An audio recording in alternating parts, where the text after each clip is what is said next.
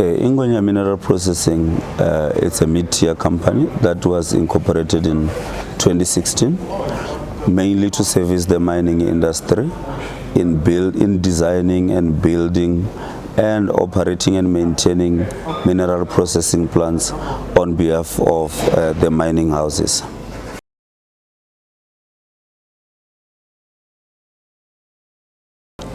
Being a mid-tier company, it's easy to make decisions. We're able to make decisions quicker, especially where we are limited in terms of time to deliver on a project. There is not a lot of bureaucracy in that. And also, we own a 4,000 square meter workshop, an engineering workshop in the area of Hendrina in Mpumalanga, where we fabricate our own steel that we then take to the site of the mine and build the plant. So that's, we have got internal controls over that in terms of the lead times. We also have a product that we have developed not very long ago in the recent times, which is called an Eskom pre-certification stacker, which can stack about 60,000 tons of coal before it's delivered to the power station. What we do is that Eskom comes and checks that product and checks the quality and certifies it that it's ready to go to the power station. And in fact, Eskom has asked quite a lot of other mining houses to come to Ingwenya to build that stacker for them. We currently have about 8 of those stackers as we speak.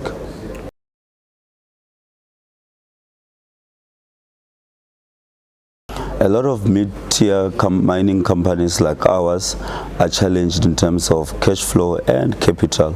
For example, if a young miner or a mid-tier miner has a mining right and they want to develop a mine, they have to go to a financier like a bank, which sometimes, because of lack of experience in terms of a lot of projects, the banks tend to sort of like not want to fund those projects.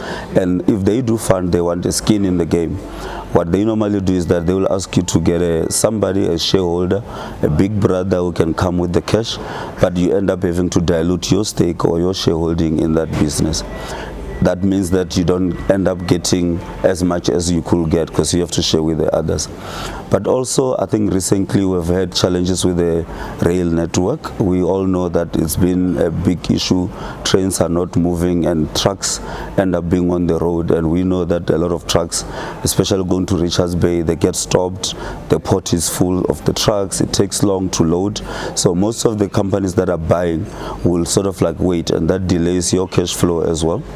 Also, with the issue of load shedding, we know that if ever power is cut, it takes quite a long time to stabilize the running of a mining operation or the plant, to the extent that you can lose half of a day of your production in terms of coal, and that's also suffering in terms of cash flow.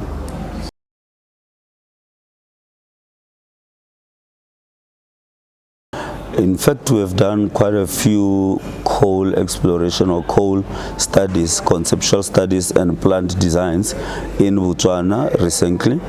We are planning that if should that project come through, we are going to even have to build an engineering workshop similar to what we have in Hendrina, so that we can then fabricate our steel from that side and not incur a lot of costs in terms of transportation. And as a mid-tier miner, you know that you cannot afford to have big overheads in terms of transportation, but also that will help in terms of local employment as well and skills transfer to the local people.